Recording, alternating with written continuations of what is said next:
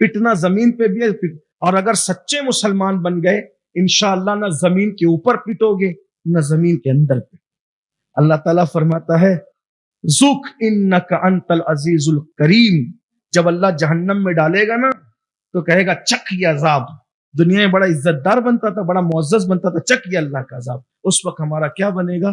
اس لیے سچے مسلمان بنو، دین پڑھو، دین سیکھو، دین پر عمل کرو۔ اللہ سب سے پہلے مجھے عمل کی توفیق عطا فرمائے۔ جب لوگ یہ کہہ رہے ہیں کہ لوگوں پہ ظلم ہو رہا ہو تو اللہ کی مدد کیوں نہیں آتی، اللہ والے کیا کہتے ہیں کہ جب اللہ مدد روک لیتا ہے تبھی تو ظلم ہوتا ہے۔ اللہ کی مدد رک جاتی ہے تبھی ظلم ہوتا ہے۔ اگر اللہ مدد کرے تو پھر ظلم کون کر سکے؟ اللہ کی مدد کیوں رکتی ہے؟ اللہ کی مدد رکنے کی وجہ کیا ہے؟ دیکھیے، ایک طبقہ تو وہ ہے جو دیندار ہونے کا دعویٰ ہی نہ کرے، اللہ کا وفادار ہونے کا، وہ سرے سے کہہ دے کہ میں اللہ کا غدار ہوں۔ ایک طبقہ وہ ہے جو سرے سے کہہ دے میں اللہ کا غدار ہوں، میں اللہ کو نہیں مانتا ہوں، میں پتھر مانتا ہوں، درخت مانتا ہوں، لات کو مانتا ہوں، حبل کو مانتا ہوں، عزا کو مانتا ہوں۔ تو وہ کتنا ہی ننگا ناچ کرے، کیونکہ وہ غداری کا اعلان کرنے کے ساتھ غداری کر رہا ہے۔ لیکن ایک طبقہ وہ ہے جو وفاداری کا اعلان کرنے کے بعد غداری کرے تو اللہ اس پہ ناراض ہوتا ہے کہ تو میرا کہلا کر میرے ساتھ غداری کیوں کر رہا ہے۔ تو یہ جو ظلم دنیا میں ہوتا ہے وہ خاص طور پر اس طبقے پر ہوتا ہے جو اپنے آپ کو اللہ کا وفادار کہتے ہیں اور وفادار کہلانے کے ساتھ اللہ کے ساتھ، اس کے رسولوں کے ساتھ غداری کرتے ہیں۔ اللہ پاک فرماتا ہے ان اللہ لا یغیر ما بقوم حتی یغیر ما بانفسہم، اللہ کسی قوم سے اس وقت تک نعمتوں کو نہیں چھینتا جب تک وہ قوم خود ایسے حالات کریٹ نہ کرے، ایسے حالات پیدا نہ کرے کہ اس سے نعمت چھینی جائے۔ دنیا میں جو لوگ اللہ کو نہیں مانتے وہ شراب پیئیں، زنا کریں، ناچ گانا کریں، آرکیسٹرا کریں، جو چاہیں کریں، کیونکہ انہوں نے تو صاف کہہ دیا نا کہ وہ اللہ کو نہیں مانتے۔ تو نہیں مانتے تو اللہ اعلان غدار ہے، ان سے کوئی لینا دینا ہی نہیں۔ لیکن رونا اس قوم کا ہے جو ٹھیکیدار بنی ہوئی ہے دین کی، کہ ہم اللہ کو مانتے ہیں اور اللہ کے نام پہ سب کچھ لٹانا چاہتے ہیں، جان بھی لٹانا چاہتے ہیں۔ پھر جب وہ قوم خدا سے غداری کرے پھر اللہ ان سے ناراض ہوتا ہے، اور جب ناراض ہوتا ہے تو کرتا کیا ہے اس کو سن۔ مشکات شریف کی حدیث ہے، جب اللہ ناراض ہوتا ہے تو کیا کرتا ہے؟ بہت غور سے سنیے گا، کوئی غم اور غصے میں گفتگو کرنے کا موقع نہیں، جمعہ کا وقت ہے، مختصر بات ہوگی، لیکن اللہ کرے غور سے سن۔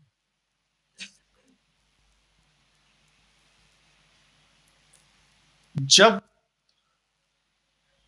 اللہ کسی قوم سے خوش ہوتا ہے، راضی ہوتا ہے، اللہ فرماتا ہے، یہ مشکات شریف کی حدیث کا مفہوم پڑھ رہا ہوں، اب تو مجھے ڈائریکٹ حدیث پڑھنے کی ہمت بھی نہیں ہوتی۔ جب سے یہ بات دماغ میں بیٹھ گئی کہ حدیث میں جو اپنی طرف سے ملاوٹ کر دے، جان بوجھ کر وہ اپنے آپ کو جہنم کے لیے تیار کر لے، تب حوصلہ بھی نہیں ہوتا ڈائریکٹ حدیث پڑھنے کا۔ اسی لیے میں بطور مفہومی بات کرتا ہوں تاکہ اپنی طرف سے کوئی ملاوٹ نہ ہو۔ یہ بھی بڑی نازک جگہ ہے جہاں سے ہم دھڑا دھڑ کہتے ہیں کہ یہ حضور نے فرمایا صلی اللہ علیہ وسلم۔ اللہ ہمارے حال پر رحم کر، ہم لوگوں کے حال پر۔ تو اللہ ارشاد فرماتا ہے کہ جب میں کسی قوم سے راضی ہوتا ہوں تو میں اس قوم پر رحمت کرتا ہوں، ان لوگوں پہ رحمت کرتا ہوں، اور جب رحمت کرتا ہوں تو ان کی محبتوں کو لوگوں کے دلوں میں انڈیل دیتا ہوں، پھر ہر کس و ناکس اس سے محبت کرتا ہے، اور یہاں تک فرمایا کہ جب وہ جس سے راضی ہوتا ہوں اسی پر رحمت نہیں کرتا، اس کی نسلوں پر رحمت کرتا۔ یعنی آپ اگر اللہ کو ہم راضی کر لیں، صرف ہم ہی مزے میں نہیں ہوں گے بلکہ نسلوں پر رحمت ہوگی، صرف اس کو راضی کر لیں۔ اور اس کی رضا کے لیے ایک ہی شرط، بہت لمبی چوڑی شرط نہیں، ایک ہی شرط ہے، اس سے اور اس کے محبوب سے وفا کرو، فرما برداری کرو، وفا کرو، بس ایک ہی بات، اس سے اور اس کے محبوب سے وفا کرو، یعنی فرما برداری کرو، بس اس کی مان لو، اس کی بارگاہ میں سرنڈر ہو جاؤ، اپنے آپ کو بچھا دو اس کی بارگاہ، میری کوئی مرضی نہیں، جو یار کی مرضی وہی میری مرضی۔ پھر دیکھو کیسے راضی ہوتا ہے اور کیسی رحمت کرتا۔ جب راضی ہوا تو غلاموں کو بادشاہت دی، اور بادشاہت دی تو نسلن بعد نسلن بادشاہ۔ یہی ملک ہندوستان ہے، 700 سال سے زائد آپ کے پرکھوں نے حکومتیں کی، بہت نوازا اللہ ہے، سب کچھ آپ ہی کا تھا، پوری دنیا میں 1000 سال سے زائد حکومت کی۔ آپ کے بادشاہ لوگ کہتے تھے اے بادل تو جہاں چاہے برس، ہماری حکومت میں برسے گا، ہماری حکومت کے باہر تو نہیں برسے گا، اتنی بڑی حکومت تھی آپ کے پاس۔ وہ فرماتا ہے کہ جب میں کسی سے خوش ہوتا ہوں، راضی ہوتا ہوں، رحمت کرتا ہوں، اس کی محبت لوگوں کے دلوں میں ڈال دیتا نہیں ہوں، انڈیل دیتا ہوں۔ ڈالنے میں اور انڈیلنے میں فرق ہے، جو ڈالا جاتا ہے وہ حد میں ہوتا ہے، جو انڈیلا جاتا ہے وہ لامحدود ہوتا ہے۔ میں اتنی محبت ڈال دیتا ہوں کہ کائنات غلام ہو جاتی ہے، اور صرف اس پر نہیں، اس کی نسلوں پر بھی پھر نوازشات ہوتی ہے۔ اب دوسری طرف فرماتا ہے، کہتا ہے میں ہی اللہ ہوں، میں ہی اللہ۔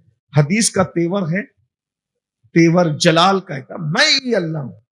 اللہ کہتا ہے، اللہ فرما رہا ہے بے شک میرے اللہ تو ہی اللہ ہے، ہم گواہی دیتے ہیں تو ہی اللہ ہے، اور تیرے سوا کوئی الہ ہے ہی نہیں، صرف تو اللہ ہے، الہ صرف تو ہے۔ اسی لیے ہم کہتے ہیں لا الہ الا اللہ، اللہ کے سوا کوئی الہ نہیں، اللہ کے سوا کوئی معبود نہیں ہے۔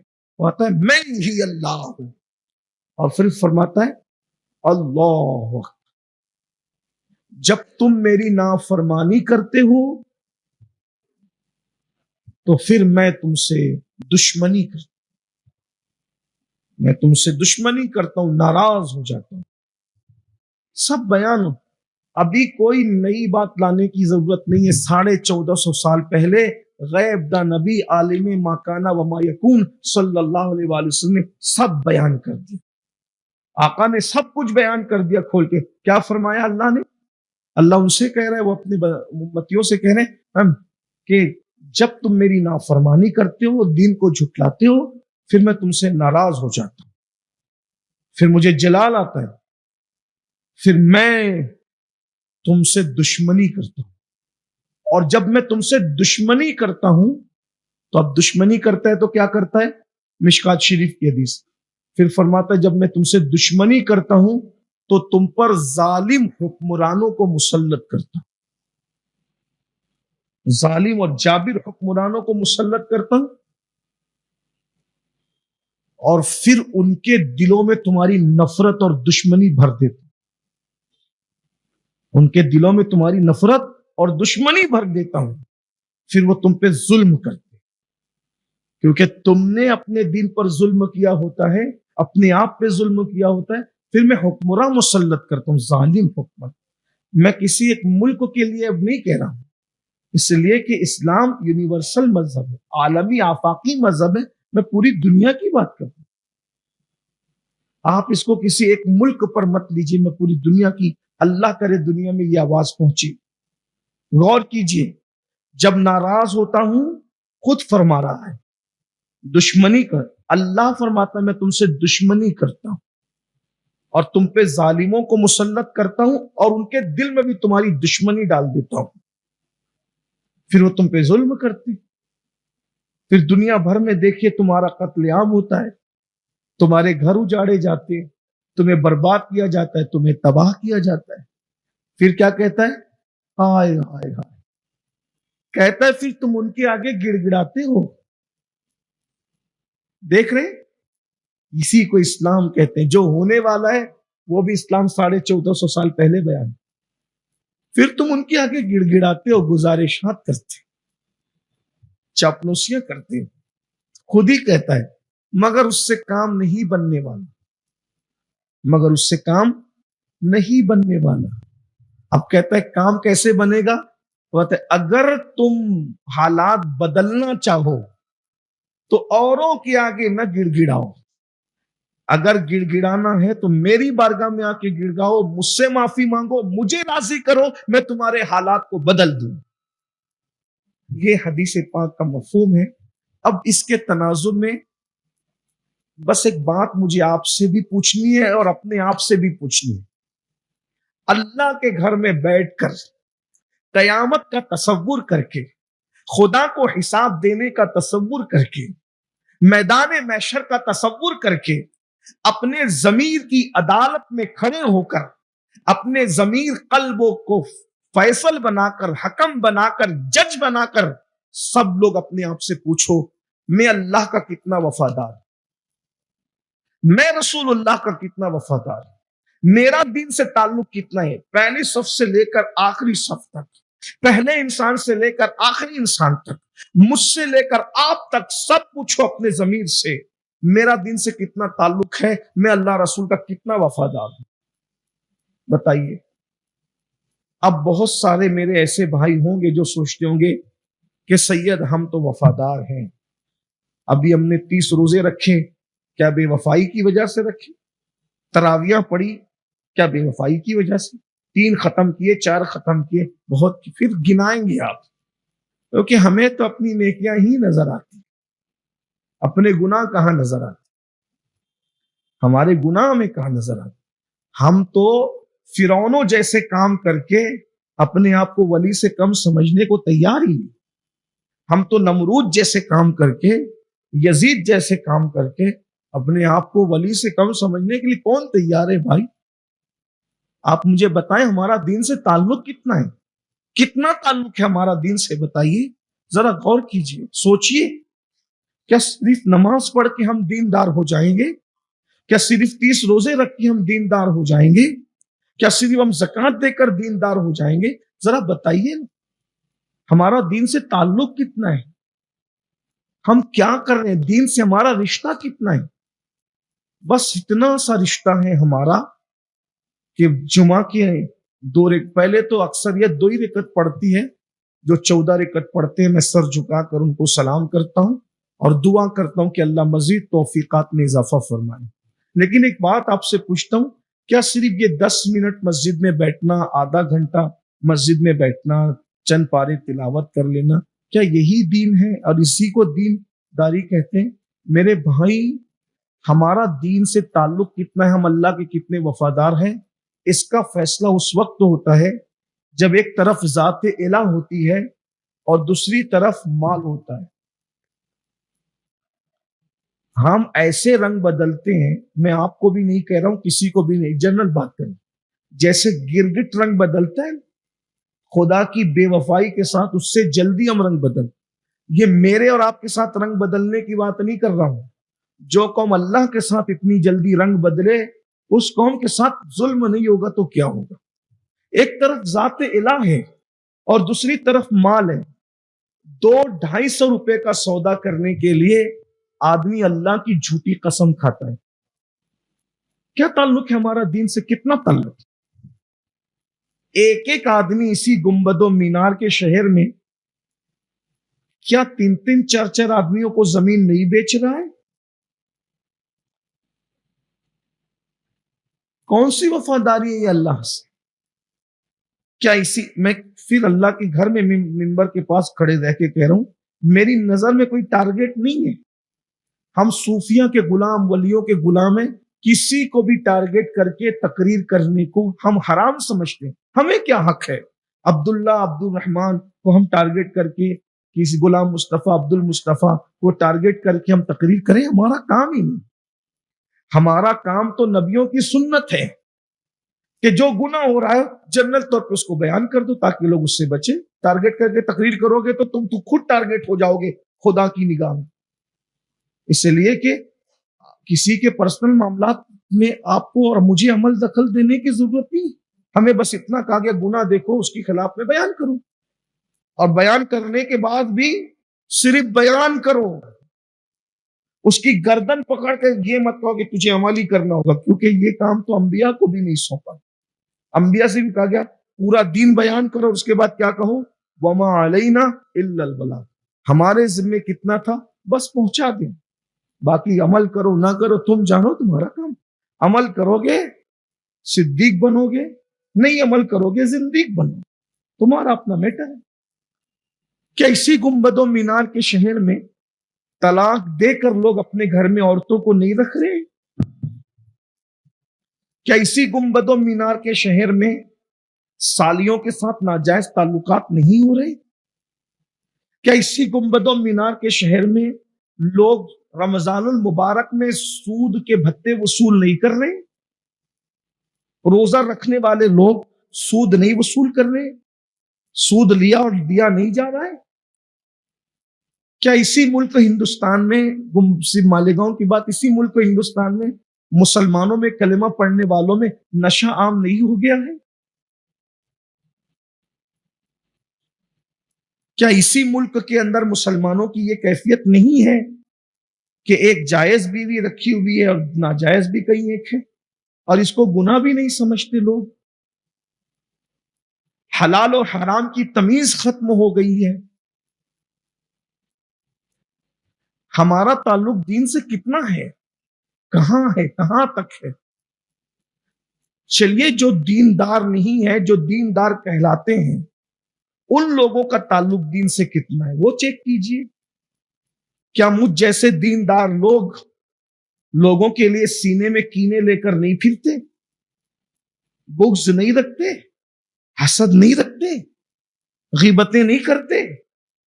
دنیا دار لوگ تو زنا کر کے برباد ہو رہے، اور ہم جیسے لوگ جو بہت بڑے دیندار بنے ہوئے ہیں تو وہ غیبت کر کے زنا سے بڑا کام کر رہے ہیں، بلکہ اس سے برا کام کر رہے ہیں. الغیبت اشد من الزنا. کیا اللہ والے بھی غیبت کرتے ہیں؟ کیا جو لوگ لوگوں کی ہدایت کے لیے کوششیں کرتے ہیں ان کے سینوں میں بھی کینے ہوتے ہیں، ان کے دلوں میں بھی حسد ہوتے ہیں؟ تو آپ اور ہم تو برابر برابر ہو گئے نا. تو اپنا تعلق دین سے کتنا ہے؟ اس کا مطلب یہ ہے کہ ہم نے جو لوگ دیکھتے ہیں اس کو سنوارا ہے، جس کو اللہ دیکھتا ہے ہم نے اس کو کب سنوارا ہے؟ میں ہوں یا سب بگڑ گئے ہم، اللہ ناراض ہو گیا ہم سے، اور اس نے ظالموں کو ہم پہ مسلط کر دیا، ہم گڑ گڑا بھی رہے. ایک آخری بات عرض کروں سمیٹتے ہوئے، بلکہ دو باتیں سن لیں.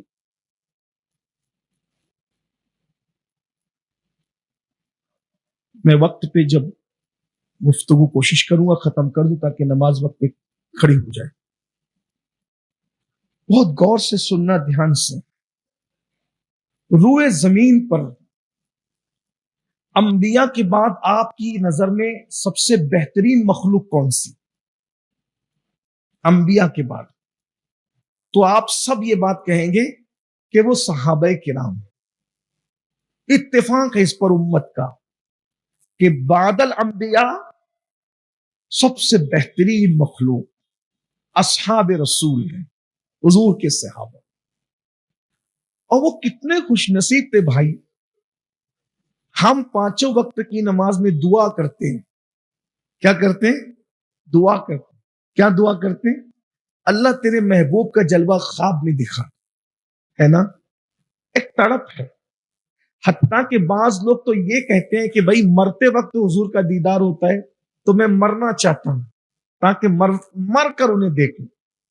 بعض عاشق ایسے ہیں کیونکہ وہ جلوہ ہی ایسا ہے، جس کو پتہ چل جائے کہ وہ جلوہ ہے کیا تو وہ کہنے والا یہاں تک کہتا ہے کہ جان تو جاتے ہی جائے گی، قیامت یہ ہے، اب یہاں مرنے پہ ٹھہرا ہے نظارہ تھے۔ اگر مرتے ہوئے آپ کا دیدار ہوتا ہے تو پھر ہم مر ہی جائیں، جان دے دو وعدے دیدار پر، نقد اپنا دام ہو ہی جائیں۔ ہم خواب میں دیکھنے تڑپ رہے ہیں، سب کچھ کرنے کے بعد بھی صحابہ وہ تھے جنہوں نے بار بار حضور کو دیکھا، بار بار حضور کے پیچھے نمازیں پڑھی، نماز لانے والے کے پیچھے نمازیں پڑھی، اور پھر قرآن نے ان کی شان جو بیان کی ہے، اللہ کہ وہ جو گھوڑے پر بیٹھ کر حضور کے پیچھے گھوڑے دوڑاتے تھے میدان جنگ کی طرف، تو ان کے گھوڑوں کے ٹاپوں سے لگ کے جو گرد اڑتی تھی، اللہ نے اس کی قسم بھی یاد کی۔ ان کے گھوڑے جو چنگاری اڑاتے تھے پتھروں سے اپنی ٹاپیں مار کر، گھوڑوں کی ٹاپوں سے جو پتھر پر لگ کر کے جو چنگاریاں اڑتی تھی، اللہ نے اس کا بھی ذکر قرآن میں فرمایا۔ ہم لوگ سب دعا کرتے اللہ تو ہم سے راضی ہو جا، اللہ نے ان کے لیے کیا کہا؟ رضی اللہ عنہم ورضوا عنہ، اللہ ان سے راضی ہو گیا، وہ اللہ سے راضی، انہیں سب کچھ مل گیا، محبوب ملا، سب مل گیا۔ کوئی ولی، کوئی قطب، کوئی ابدال، کوئی غوث کلندر ان کے مرتبے کو نہیں پہنچ سکتا۔ ہمارا عقیدہ ہے 40 سال تک کوئی اللہ والا عشاء کے وضو سے فجر کی نماز پڑھے، سن لینا اہل سنت کا عقیدہ، کیونکہ میں بات بہت بڑی کرنے جا رہا ہوں، اس لیے پہلے سن لیجئے کہ ہمارا عقیدہ کیا ہے۔ کوئی اللہ والا 40 سال تک یعنی عشاء کا وضو کرے ہر روز اور اسی سے فجر کی نماز پڑھے، اتنا بڑا اللہ والا بھی اس صحابی کے مقام کو نہیں پہنچ سکتا جس نے کبھی ایک وقت کی نماز بھی نہ پڑھی۔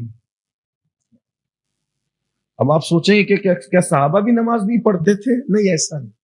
یعنی جس صحابی کو ایک وقت کی نماز پڑھنے کا موقع نہ، ادھر کلمہ پڑھا، ادھر کلمہ پڑھا، اور کلمہ پڑھ کے کوئی عمل کرنے کا موقع نہ ملا، نہ نماز، نہ روزہ، نہ حج، نہ زکوٰۃ، نہ سبحان اللہ، نہ الحمدللہ، نہ اللہ اکبر، کچھ نہیں، نہ تسبیح، نہ تحلیل، کچھ نہیں کیا، ادھر کلمہ پڑھا، وقت ہی نہیں آیا، اور ادھر انتقال ہو گیا، کوئی موقع ہی نہیں ملا عبادت کا۔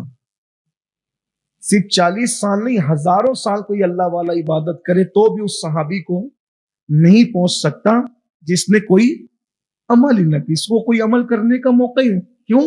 اس لیے کہ صحابی عمل سے نہیں بنتا ہے، ایمان کی حالت میں حضور کو ایک نظر دیکھا اور ایمان ہی کی حالت میں دنیا سے چلا گیا، وہ کیا ہے؟ بات سمجھ گئے نا؟ یہ اپنا عقیدہ ہے، اسی عقیدے پہ رہنا، یہ ہمارے بزرگوں کا عقیدہ ہے، ٹھیک؟ اب وہ صحابہ، سنیے گا غور سے، وہ صحابہ میدان احد میں آتے ہیں، ٹھیک؟ میدان احد میں آنے کے بعد اللہ کے رسول ان سے کہتے ہیں دشمن بہت بڑی فوج لایا ہے، 50 لوگ یہ سامنے جو پہاڑ ہے اس پہ چڑھ جاؤ۔